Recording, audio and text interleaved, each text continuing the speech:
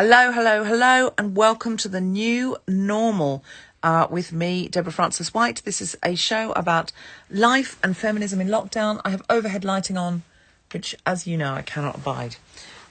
Today on the show, we have Ned Sedgwick from Global Pillage and Grown Up Land, BBC Sounds Grown Up Land. I would love to bring him on, but I'm going to wait till we've got a quorum. And in the meantime, I'm going to tell you about the T-shirts. We have new normal stay-at-home T-shirts. They're print on demand. They're all sourced locally, and the fabric is traceable and ethical. And it's got a different slogan on for a different artist every day. You can order whichever one you want. There's Ellen Jones. She's saying hi. Her slogan is Big Gay Mess, which is something that she quipped during the show. If you buy that, the T-shirt is 25 quid. And because it's print on demand, and Ellen will get the full profit. Neither the merch store nor the Guilty Feminist take any profit. So please do. There's lots and lots of fun slogans. Sorry. I've just realised I've got sort of eyeliner on my face. I've been having a slightly weepy afternoon, talking to some friends Black Lives Matter, and I'm, God, who gives a fuck about my white tears, frankly, but I've been having quite a weepy week, as I'm sure a lot of us have. 2020 we will never forget. I think that's what we can say for 2020. We'll never forget it, and hopefully we'll have learnt some lessons from it. And I am trying to wipe the mascara off my face. I didn't know that was there. I wasn't fully aware of the extent of the mascara / eyeliner. So I've got my glasses on, and I've got a flattering angle going on, so I think it's fine. Now let me see if Ned Sedgwick is here. We've had a few days off. Can't see him. We've had a few days off. The new normal, just mostly because of Black Lives Matter and feeling like we don't want to clutter up the space. Ned, can you request to be on it? Ned says he's here. Can you request to be on it? I didn't want to be on, like, asking Black people to talk about their trauma or to be entertaining or, anything this week, putting any more emotional labour on anybody Black this week. It just seemed wrong. And then I also thought White Voices feels a bit irrelevant. But a few people said they were missing it. And I know that in lockdown, people feel, their day can be bookended by something. And so we thought, as a Friday afternoon thing, Ned said he's prepared a few Global Pillage quiz questions, and I thought it might be quite nice just to sort of do something fun. So let me see. I think Ned is here now and has requested. Here we go. Sedgwick in 5, 4, 3, 2, 1. Ned, are you there? Hey! Hello. Hello. How are you? What a year. You can't accuse 2020 of being uneventful. Everyone's forgotten. I was lucky enough to be traveling. I was in Lebanon in January, and we nearly went to war with Iran. Everyone forget, that was in January. That was January. And we were days in. We were days in, and I remember. Do you remember when we thought 2016 was a bad year? Oh. I mean, yeah. I mean, to be fair, it was a bad year, but I think a lot of what we said is it's only going to get downhill from here, and if nothing else. Well, our predictions have been proved. But actually, when I think about saying things like, 2016, wasn't as bad a year, that is privilege talking as well, because of course, if you're somebody who's being brutalized in 2016 and nobody is watching or listening, and, I was just speaking to a Black friend of mine I'm very close to, who lives in America, and she said, it's in some ways, you think of all of these Trump supporters and how you feel like you've got no hope. In other ways, you think, oh my God, maybe, some people are starting to listen now.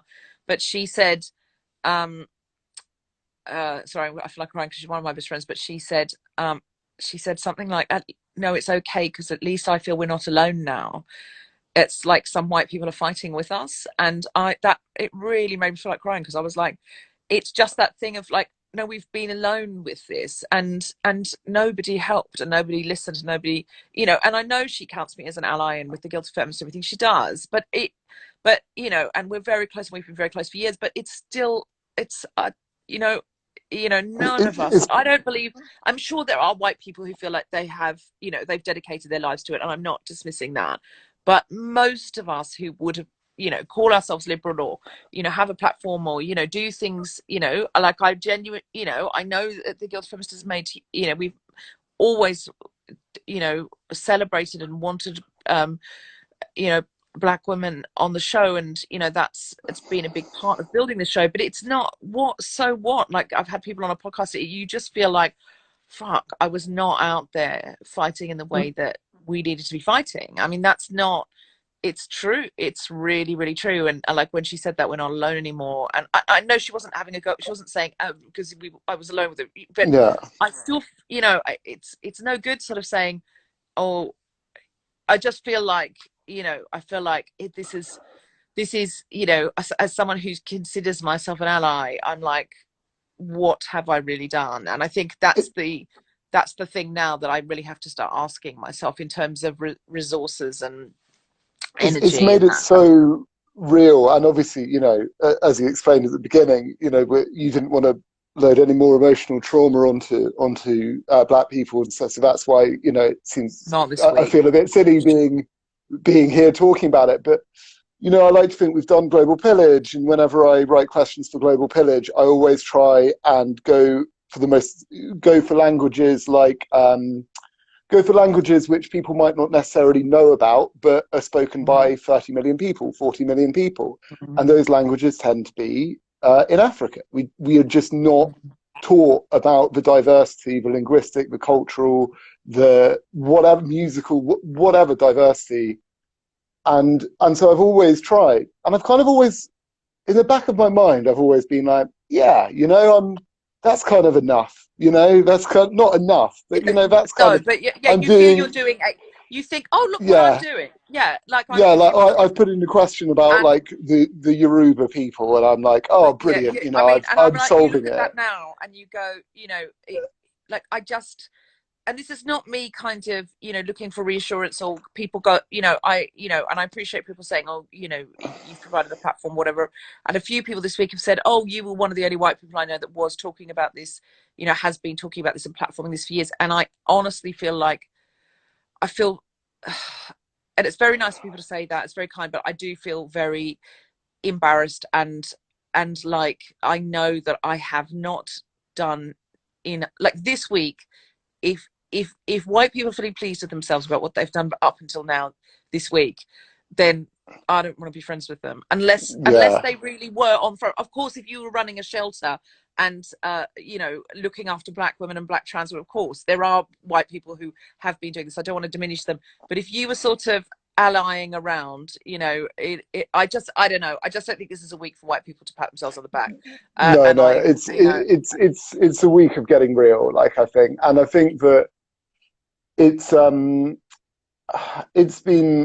it's completely, I mean, we all knew that, because when we organized to be on this, it was when I organized to be on this was about 2 weeks ago, and it was to talk about like COVID-19's impact on our lives. And I'm mm-hmm. like, well, I'm the impact of my I life was that know. I've finally started exercising. I've been writing quite a lot. Yeah, I've lost quite a lot of work, but you know whatever, in a way, like, lost a bit of work, it's a down period, but managed to exercise, managed to do that. And it just seems extraordinary to think that I kind of, I mean, we do have to look after our own mental health, but in a way it's like, it's extraordinary to think that when we organized for us to talk, it was to talk Everything's about different. our own Yeah, lives. Yeah, like our kind of, everything was different, and yeah.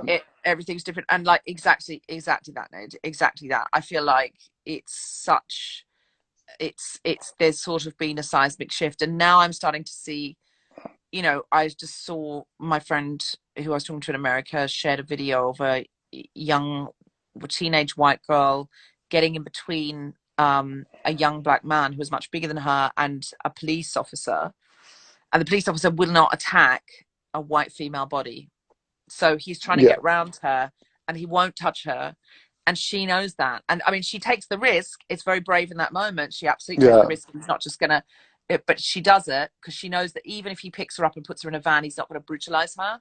And it's really impactful to look at. And now we're seeing some stuff like that where I'm like, oh, this is what white people need to be doing. We need to be putting our bodies between, especially yeah, yeah, white women need to be putting their bodies between black people and the police, because white women are we're least likely to be criminalized and brutalized than any group in the world. And that is more than white men, because men are seen to be kind of hard and like they can take some physical yeah, violence. yeah. It's And I'm like, like oh they're my trying God. to start something, and it's And there is, it's something. of course there's a risk, and of course white women get assaulted, and of course, we must not forget what happened to Joe Cox.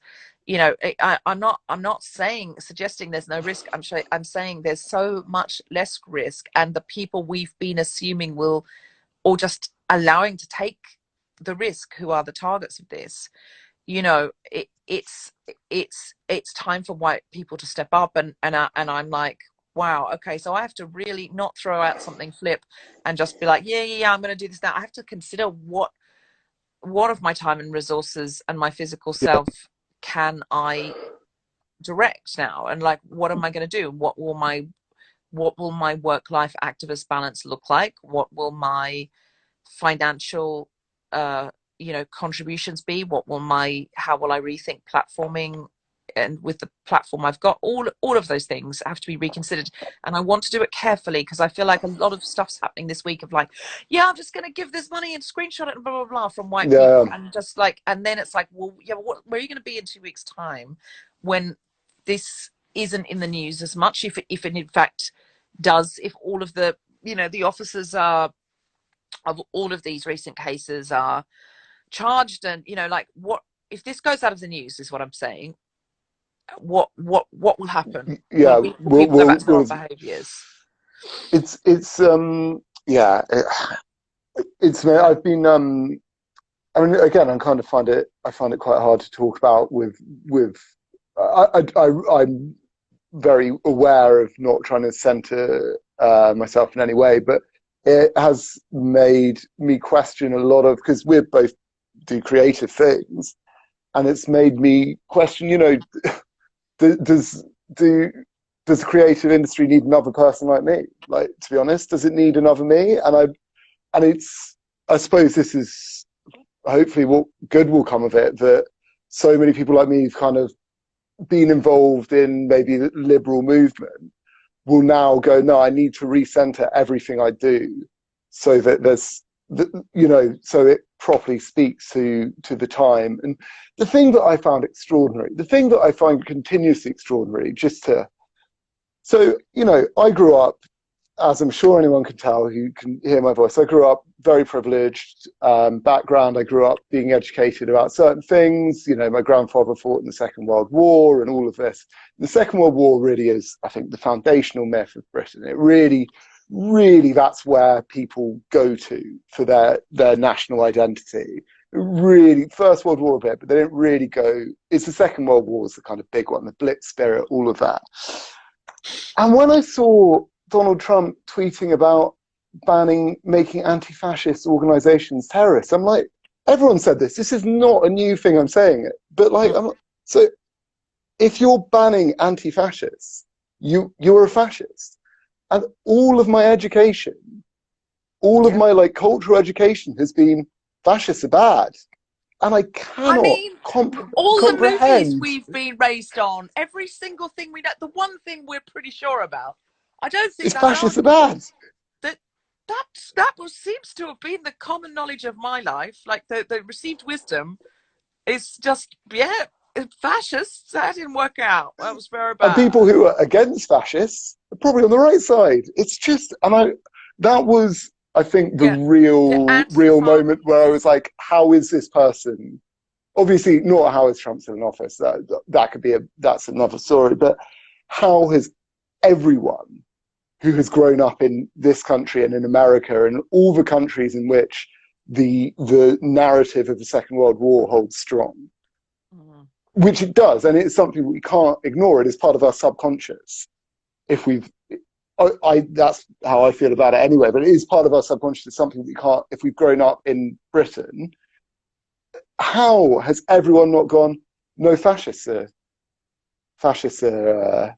not great. Maybe anti-fascists are good. They're the right side of history. It's absolutely bizarre.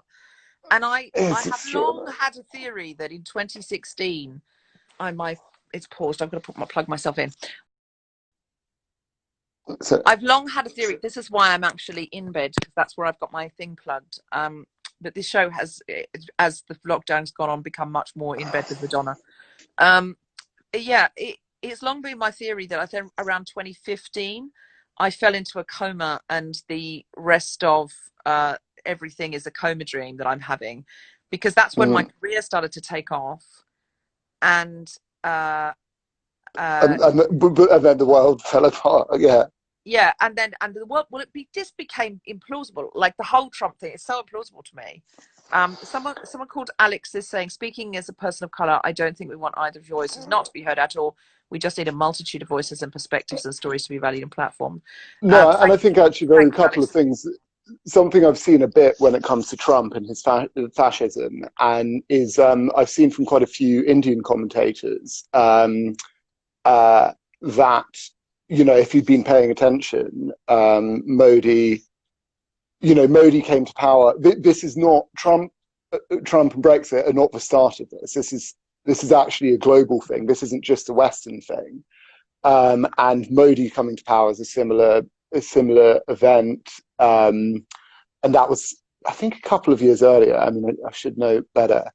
But it's not just here. It is important to remember what's happening out of the West as well. But yeah, I think you know what I'm trying to get at.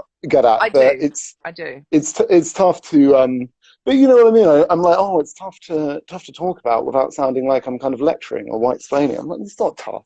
It's not No, tough, really, no, is it? It's okay. really quite. You're If I've okay. got a few people comment, if I got a few people commenting on my, I was really scared. I put up a book suggestion of Girl, Woman, Other. Girl, Woman, Other won the Booker Prize. It is a fantastic book. It's funny. It's brilliant. And I was like, oh, I'm worried. Think people will think I'm like putting myself out there. It won the Booker Prize. Like, Yeah, how is exactly. that putting No, yourself out there? Like, no, how is that it's a not. thought process? No, it's not. And that's the thing, is if you shared a white guy book, no one would go virtue signaling, or Yeah, yeah, promoting people like you, or nobody would have a thing to say about it. And I think that that's the thing that has come to me more than anything that this week, from especially from talking to my friends who are black women, is the humanity of black women and the individuality of black women, saying I you know that their pride in being black, their pride in being black women, and also their desperate yearning desire to be allowed to be a person who is an individual and is not yeah. constantly fighting, or what Susan McComa calls a trauma mule, and also Mm, is seen as an individual, and also gets to be, like in Susie's case, an actress, or in Somalia Seaton's case, a playwright, and doesn't have to constantly talk about this or carry this or deal with the millions of microaggressions and the frightening macroaggressions. Like, just gets on with being a person, and like having fun, and maybe you know planning our holiday, or going on dates, or mm, any of those things that you just want to do as a human being. And I think the more that we can present, publish, platform, if we are in a position to, uh, black artists and brown artists and storytellers and painters, and that is honestly where the humanity is and where the individuality is. And it's so important. Like, someone was telling me the other day about, like, literally another movie about it was like a World War I soldier and blah blah blah, and I was just like, I don't know how many more stories we need to make about honestly, white men trained to kill. white men feeling sad about White killing men, other people. exactly. White men trained to kill and then feeling sad about it. Like I Yeah, it's can't. like, oh, We what a have subtle to, message. but we have to look at other perspectives. We have to see the world through other Extraordinary. people's I eyes. read It's actually at a desperate boiling point that we question what it is to be somebody who isn't a trained killer, and also in a white male body. Like we're desperate. The world is now thirsty because it's on fire. The world yeah. is starting to And well, and literally catch it's only fire. going to change. But I read I think a good book in terms of that perspective, and this is not an original thought. It's kind of number one on books to read about Nigeria, books to read about Africa. But and I don't know how to pronounce it, but I think it's Chinua Achebe's "Things Fall Apart," which I read just before lockdown, and that is because it's basically just all from the perspective of a Nigerian man just before, or a man who lives in what is now Nigeria just before colonialism. And I did it. I mean, this is very typical. I did it for book club, and everyone in my book club was like, "I've literally never read that perspective." And like people who'd done English in like colonial literature, and they'd done at uni, and they'd done history at uni, and they'd never read this book, which is number one on all the lists to read. And I'm like, that is just so telling. Anyway, I think that, and this is the other thing about it, is this is all entertaining. It's a great book. Like Go on Others is a great book. It's not like, oh God, I've got to slog my way through I know. this But this is what incredible work Susie of says. literature. She goes like Toni Morrison, like Song of Solomon is one of the greatest books I've ever read, and like everyone should read Toni Morrison because it's so compelling. As such gorgeous poetry and poetical literature. It's a stunning book, and it's like anyone would be privileged to read it. But I did see somebody, in Somali Seaton also drew my attention to it. I think I might have seen it on her wall, but it was something somebody else said about, and I'm so sorry I can't credit the person who said it, but that they said I can't help wondering what amazing writers like Toni Morrison, and I think like Maya Angelou and people like that might have wanted to write about if they didn't have to write about race the whole time. And then Yeah, Susie yeah. said to me what they might have done, what else they might have created if they weren't going from this union to this hall to this radio show to talk about it, like this extra burden that they carry.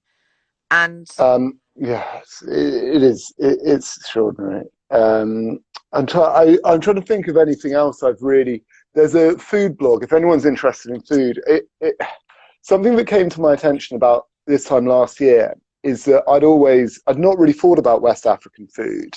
I'd never really, I know about Indian. I'm kind of no obsessive amount about kebabs. I mean, I'm trying to write a book about kebabs. And I found out, I mean, I've got an Instagram page, Abs and Kebabs, where I work out and review kebabs. And I found out about this thing called suya, a Hausa kebab, which is really similar to satay, like Indonesian satay. And it's thought that it has the same root, which is the kind of trade networks to the Arab Peninsula and the Arab world. And the Hausa are predominantly Muslim. And I was like, wait a minute, but the Hausa are from Nigeria, and I've always been kind of told that I'd always thought that Nigeria hadn't been that connected to the outside world before. And then by reading about suya and satay, I realized, no, it's always connected. It was just our understanding of it wasn't connected to, our understanding of it wasn't good and very narrow. And I think food can be an amazing way of learning about things, not from a just incredibly bleak perspective, from a kind of learning about a culture and a people in a way. And an incredible food blog, which started up as a result of COVID, is called Vittles. And the guy who runs it, Jonathan Nunn, isn't a person of color himself, but he makes a massive effort to every single article on the blog is contributed, and he's made a huge effort to make Black voices heard. And I think that is a really brilliant blog to look at, because it's been a week, it's been an intense week, and we've all seen the videos of police brutality. I'm sure, or as much of them as we can manage. But Athena Kablanu tweeted being like, don't just read the depressing stuff. Don't just read, just kind of educate yourself. And I think she was like, read happy Black books and happy Black and I think blogs, and Vittles exactly what are Black people really creating, good. and a lot of my Black friends have been female friends have been tweeting or Instagramming that Black joy is an act of rebellion, and like amazing pictures of happy Black women, and creative, brilliant. And we must not forget, it's a week when we're so in that space, but it's so important, and as facile as it seems for white people to be kind of talking about this, Black people need to talk to each other about it, and we do need to talk to each other about it, and we do need to demand better of each other, and demand better together, and this is what I mean about Nigerian food. Is I just had no idea of this, and I don't think culinary culture is everything. I think culture can exist in any way, but Nigeria has this incredibly complicated, unique culinary culture where they use kind of fermented beans in a way which I'm not aware of in any other culture, and they stew things and they do things in a really particular way I had no idea about.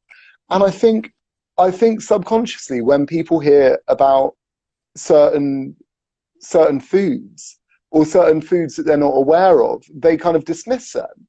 And it's this whole thing, my grandparents didn't trust spaghetti.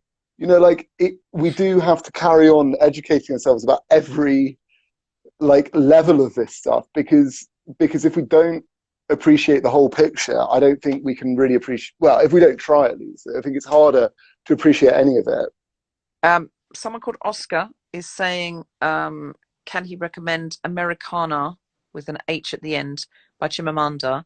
It's about race relations in America from a non-American perspective. And he's saying it's really perceptive and nuanced. I think Chimamanda also wrote a quite famous book called Half a Yellow Sun, which is about I think it's about the Biafran Civil War, which is a civil war in the 50s and 60s in Nigeria, where the British government essentially funded the Nigerians, and is complicit in a mass starvation of hundreds of thousands of people, which we know nothing about. We don't know about it. Hundreds of thousands of people, if not millions of people, starved, partly due to a British government actions in the 60s, and we just, who cares? Horrible. Why don't we know? Why aren't we talking about that? Why don't we know more about it? I know. That's not even like ancient history. That's in my parents' lifetime. It's just extraordinary how, and this whole thing, oh my God, the Madeleine McCann stuff, all the front pages being over to a year-old story about a 15-year-old. Yeah, it was big news at the time. Oh my God. If there's, again, if Athena tweeted, like, they know what they're doing, how is this more important? As soon as it happened, I was like, they know what they're doing. And it's almost like somebody, as dreadful as it is for the family of Madeleine McCann to have lost her, this is how many young Black girls have gone missing in the meantime who are not reported on at all, and they know what they're doing by putting this on the front page. And also, why on earth would the family want that? They wouldn't want that if there's any kind of movement being made until somebody's sent to jail. Why would they want that? Why would they want their child plastered all over the newspapers again? It's not for them. It is absolutely to distract from the Black Lives Matter movement. And some pages, I saw unbelievably Piers Morgan, of all people, saying that some people didn't have Black Lives Matter till page 10, and some papers, and how outrageous that was, and no one would care if or the papers wouldn't care if that were if that were a young black girl. And I was like, oh my God, when you're agreeing with Piers Morgan, it really is time to kind Yeah, of it's the end question times, isn't it? even Piers Morgan. But then I sometimes think Piers Morgan does this on purpose, just sort of so to keep us guessing, like to keep himself Yeah, no, interested. he does. He I does. don't I mean, really sorry, think you he look back on what he cares. was saying a year ago, and he's he's a snake. Yeah, So I don't trust him. I think like you he just don't does even need to this. go back. No, we don't need to give I, him I any airtime. But yeah. anyway, do you Anyway, have any global pillage questions for us? So to now make I've never this, done I actually have done an Instagram live over lockdown. I tried to do 2 Instagram lives of me making kebabs on my abs and kebabs page. Follow abs and kebabs abs. And they were both absolute disasters. It turns out not very good at cooking, and I'm not very good at cooking when I'm doing it on an very good at Instagram cooking, live. Ned. I've had your cooking. You're I'm very good. I'm good if I yeah, I'm yeah, whatever. It was a disaster. So I'm going to try something. If I disappear for a second, Oh, he has disappeared for a second, but I trust that he will come back. um, He's back. so I am quickly going to disappear for 1 second.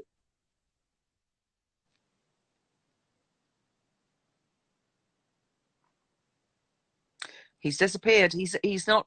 He's like Houdini. It's incredibly impressive. He said he disappeared for a second. He's disappeared.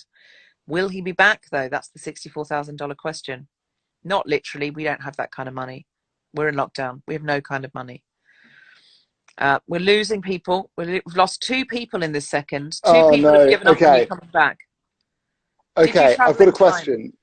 Yes. I traveled forward slash backwards. Okay. I've got a question from Global Pillage from because sadly we can't do Global Pillage at the moment because Sadly. obviously you need a room of people and we can't have a room. And I miss it. I really miss it. Anyway, I've got a question here from a as yet unmade episode. Yeah. Um, in the de Fuego or Crazy Cow tradition of South American bull running, no bulls are actually harmed, but people Good. often are. What is the replacement that makes it dangerous? Oh. So any ideas from the viewers? Can you ask it I'll again? repeat that. Toro de Fuego tradition of Yeah. South American bull running. No bulls are actually harmed, but people often are. Toro de Fuego. Oh, so And so instead of bulls, they use something else. So is yeah, it people dressed as bulls? it's people dressed as bulls. Yeah, but people Toro del Fuego. What It does is. Fuego mean? Yeah, what does Fuego mean though? I don't know. Fire. Anyone? That's right. Fire. They are dressed as bulls and they put fireworks on their helmets. And so one person is designated as a bull. Ooh.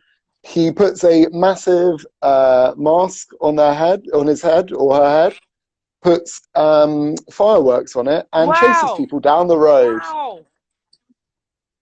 Yeah, Well, I'm not surprised people get hurt. That's insane. yeah. What It's other? very strange. That's a good one though, Ned. Loads of people Yeah, saying fire. This global pillage audience would have got that right. What yeah. Well, maybe what's they just want you to fire me. Just get rid. hey hey Yeah, anything it's a else? classic. Yes, there are lots of questions on bulls. Now, the issue I have with this is that I didn't realize that when you logged out of an Instagram live, it would take you away.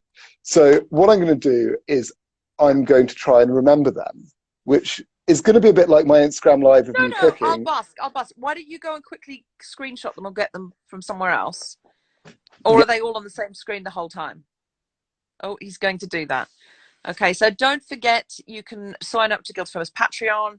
You can buy the the new normal t-shirts. You can buy other merch to support us. There's all sorts of things that you can do. So Ned's coming back with some questions apparently very soon. I hope you're going to have a lovely weekend. our new normal. Oh, we've lost 5 people. Negent official has left now. He's left. So I know he's going to ask to come back. Oh no, we're losing people. We're losing people. Don't stay with us. He is coming back with more brilliant questions. More brilliant questions. Oh, we've gained a person again. We've gained a person. But is that person Ned Sedgwick? Let's see. Let's see. No, it isn't. So we have where are the cats? Somebody's asking me the cats. The cats weren't next to me and they've gone somewhere. I don't know where they've gone. Okay, well now we've gone down. We've gone down another person now. Okay, I'll try. We've gone back up 2 people. Okay, I'm going to try and come up with a question that you might not a global police style question. I don't know where Toasty is. People are asking to see Toast. Okay, so I've got one. In Japan, they say you've got a cat on your head. What does that mean? You've got a cat on your head. What does that mean? You might be losing people while they reload because it looked like it was glitching. Okay. If you've got a cat on your head, what does that mean? Oh, we're up to 91. What does that mean? You're annoyed. No, not you're annoyed. Ned's back. Ned, can you ask to come back to the thing? Yeah, here we go. Okay. Ned has asked to come back. We're adding him in 5, 4, 3. It doesn't mean you're cute. It means you're a wolf in sheep's clothing. Ned, That's a classic. I'm back. classic. I'm back and better than ever because now I've got my laptop and I can describe it.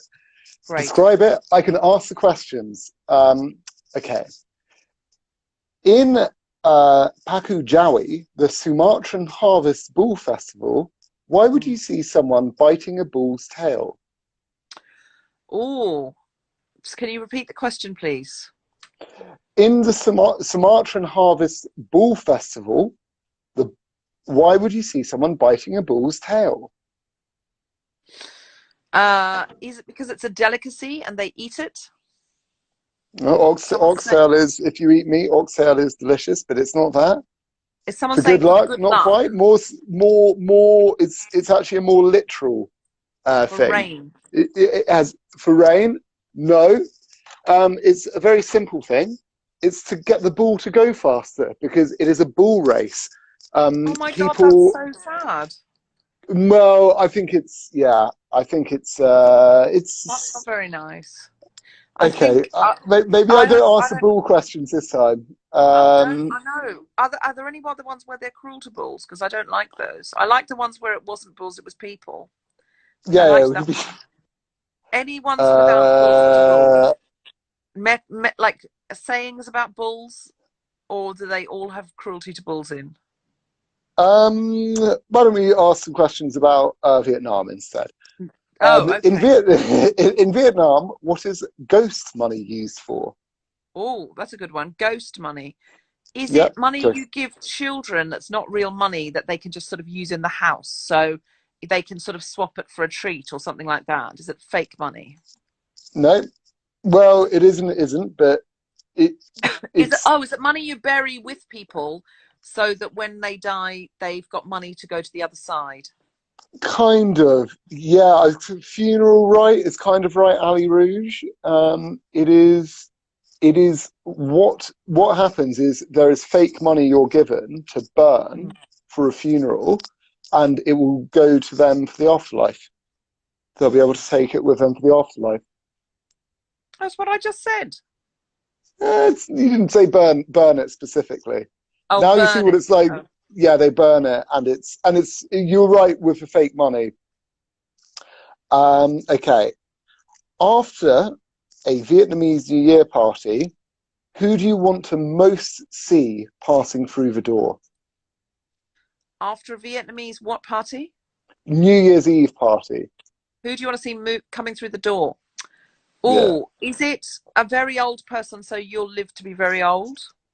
I know who it is for you, Deborah. It'd be John Bloody Ham, wouldn't it? That's who you'd most like to see. I mean, I'm not going to lie. Although actually, after you probably want to be like as the clock strikes midnight, you know, for the kiss. Tom Hardy, yeah, Tom all Hardy, good. you were saying? Yeah, a bull. A bull. We Who could is give it it? a. Who is it? It's no one specific, and actually they're all kind of right. It is someone who is at the top of their career, because the higher the status of a person or social standing, the better the whole year will be. So it's defined, your whole year will be defined by Wow. whether a Well, big dog comes in. The person you love, well, if they're not successful enough, sadly, that's not the answer. okay. So this year I have to think about who came in during New Year's Eve because it must have been someone who wasn't doing very well. Was it Because me? no, because I just think this year my career because of coronavirus, like everybody's, has like nearly everybody's has taken a massive dive in terms of Yeah. my ability to assemble an audience, for example, being illegal. So Yeah, I have to yeah. think who Well, maybe turned up. Um, yeah, it's only okay, that's things are only illegal if you aren't a member of the government. Um, listen. why? I didn't say I couldn't go to Barnard Castle. Yeah. Okay, here's a question about my friend and yours.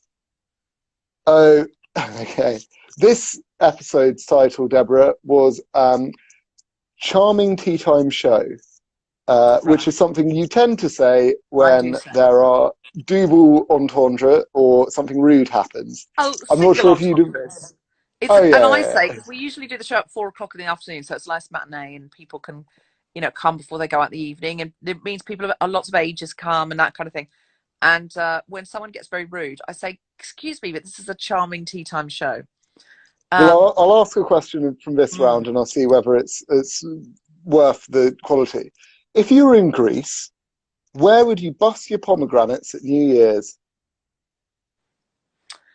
if you're in Greece, where would you bust your pomegranates at New You Year's? know, where are you going to bust The those town pomegranates? square. Everyone goes out and jumps on a pomegranate as a sort of piece of New Year tomfoolery.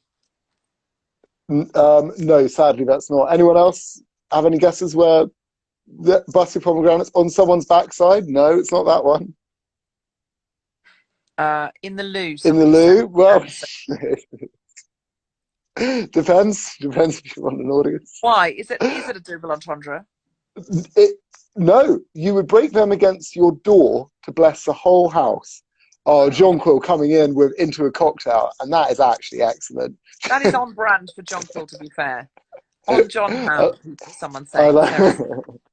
On the dance floor, good answers. These are good answers. Um, question number okay. two Mm, of double entendre. In mm. Egypt, when would you bury your weasel and why?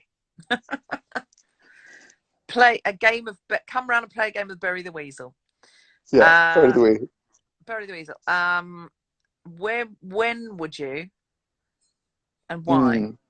Mm. In the summer, because it means to uh, bury a water bottle to keep it cold, cool under the sand.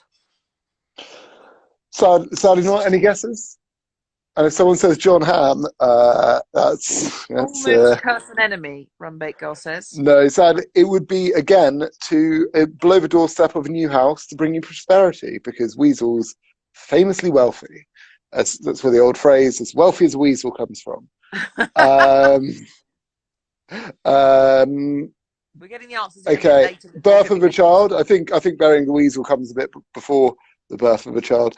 In No. 19 in 19th century. Oh, come on, Ned. I don't believe I wrote this question. Do you want me to ask this question? I don't know, I'll Ned. do it. In 19th century British Navy, why would the seaman whistle? It's not good enough, is it? It's too much. Too much. Next one.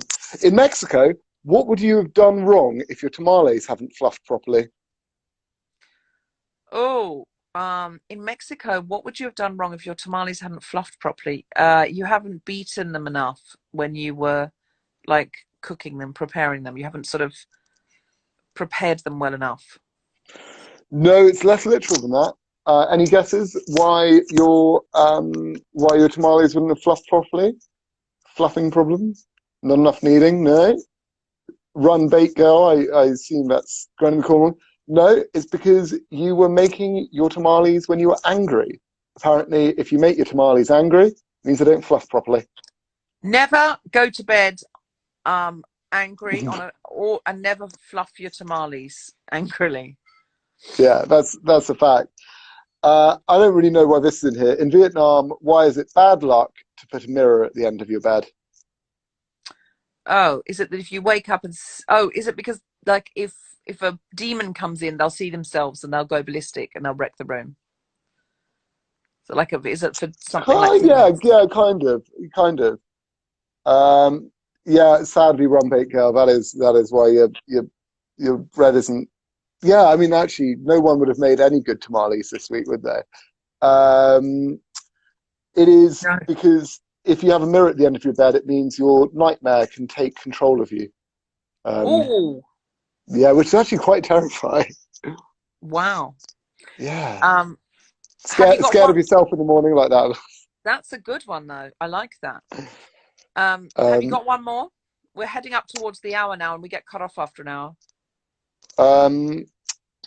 Oh, we got an amazing bunch of questions sent in by a Thai listener. Did you see that? No. A woman called Raina sent in, I would say, about 6,000 words of questions, of interesting facts about Thailand, of classic stick it to the man round questions. I mean, really amazing. And it's actually really nice. If anyone is a kind of global pillage and has got a background of another country, it is great getting questions sent in. A, because it's less work for me.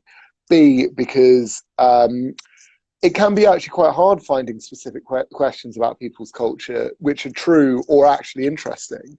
And Thailand is a particularly hard country to find questions out about because I think it's because the language is so different. I haven't quite worked out. And Ryan has sent in a huge number of questions. But one of them, I mean, I'll try and find the best one. Go on.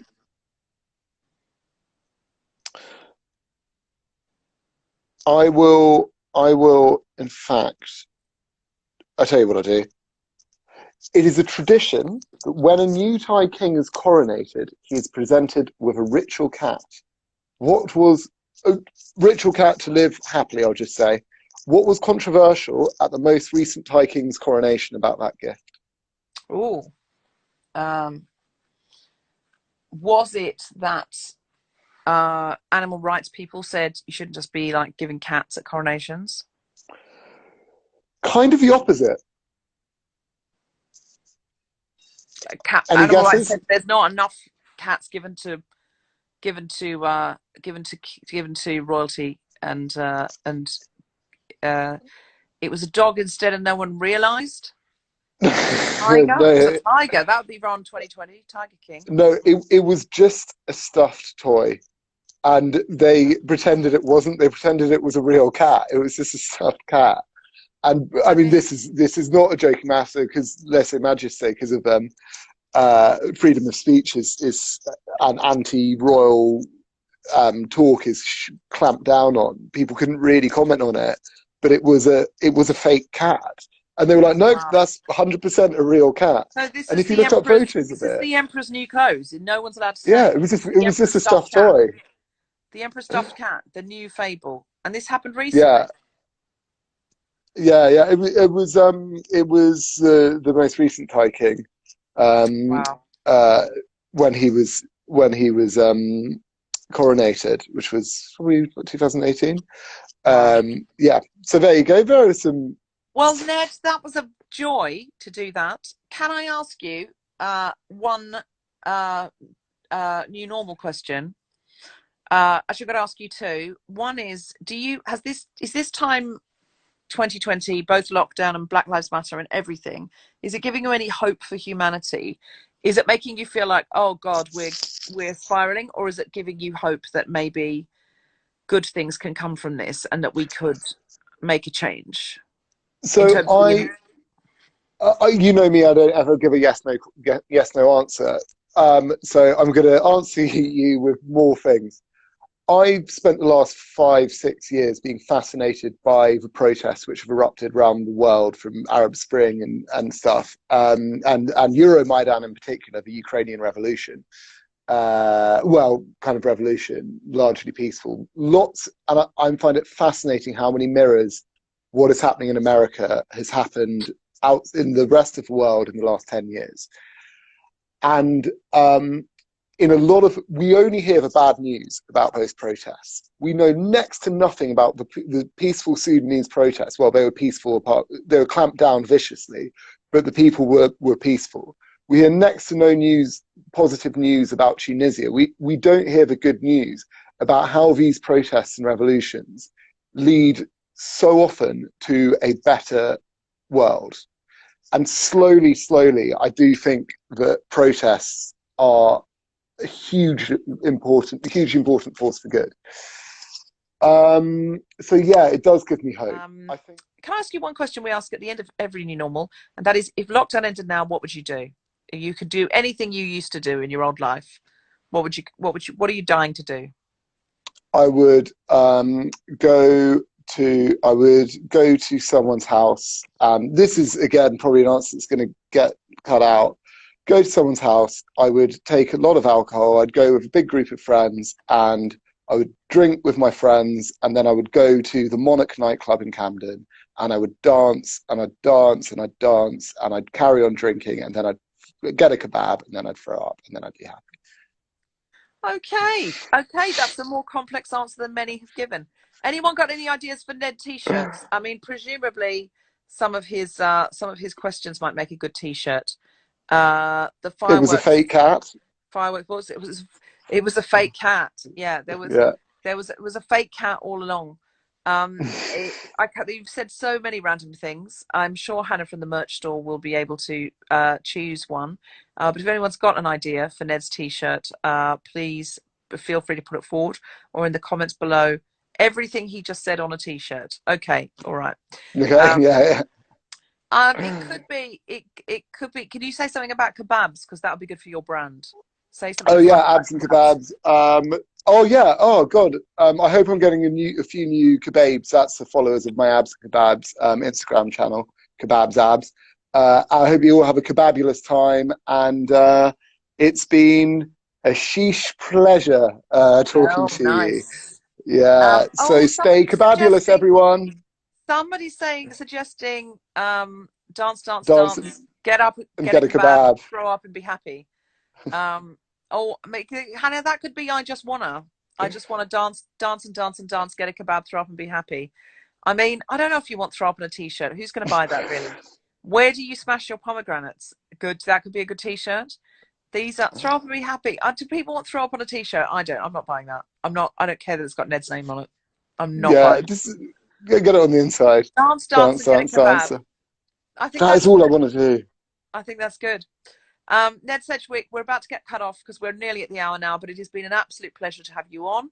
Thank you so much for joining us. And thank you everyone out there. Thank you. I hope everyone's happy. I didn't ask you any of the normal questions, but it felt like the normal questions were now in the perspective of this week, and the fact that we've talked about lockdown so much, and you know, it felt facile. So I'm glad we had the conversation we did about trying to be better allies. As much as you feel a bit stupid as white people talking about these things, and why is my voice necessary? White people we need to be talking to each other about how we can be better and what our plans are. So, it doesn't matter how we feel, or if we feel uncomfortable, we got to get comfortable with the discomfort and start having the hard conversations. So thank you for joining me and doing that. Well, thank you for having me, and thank you everyone for listening to this. It's been great. And I'll message Deborah with the book suggestion and the blogs at Vittles, and it's brilliant stuff. And I think it's thank you everyone. Thank you, Ned. And 7:30 tonight, I think, the Secret Policeman's Ball, We Know You Live Live, presented by me, introduced by me, is going out on YouTube, Facebook and Twitter. And it's being streamed, so you can only see it if you watch it tonight.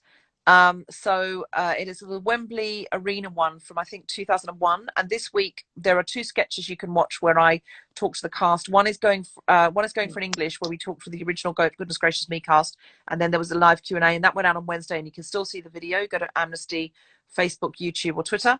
But I think I definitely know it's on Facebook, Amnesty UK.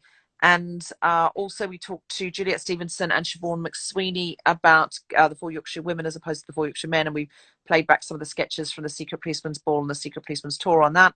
So check that out tonight, and really give a donation to Amnesty if you can, because they fight human rights all year round, all the time. They're fighting this kind of stuff. Mm. And if you don't know what to do, you're thinking, oh God, I'm one voice, what can I do?